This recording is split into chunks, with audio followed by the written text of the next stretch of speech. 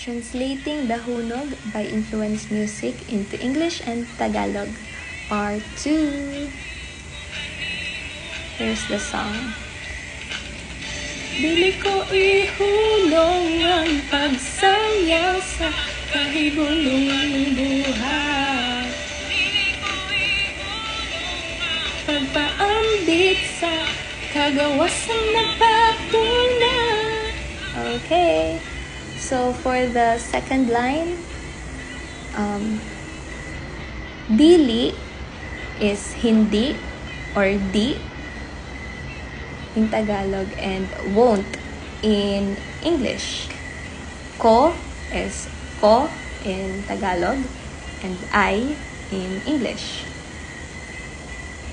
Ihunong, ititigil in Tagalog and stop in English. Ang pagsangyaw, ang pagbabahagi ng mensahe or the preaching of. Kahibulungan, ang kahibulungan, I'm not sure of the direct translation, so pwede niyong i-comment, pero I think the context is kahanga-hanga. So kahibulungan is kahanga-hanga in Tagalog, and amazing or awesome or majestic in English. Mong is mong as well in Tagalog and your in English. Buhat is ginawa or works or creation. Works or creations. So the meaning of dili ko ihunong ang pagsangyaw sa kahibulungan mong buhat.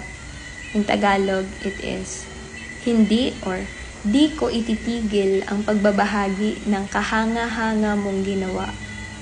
In English, I won't stop preaching about the majestic creations or the awesome work you did. Awesome works you did. Pagpaambit is pagbabahagi, sharing, kagawasan, kalayaan, freedom, nabatunan, natamasa, or nakamtan, or achieved, or obtained.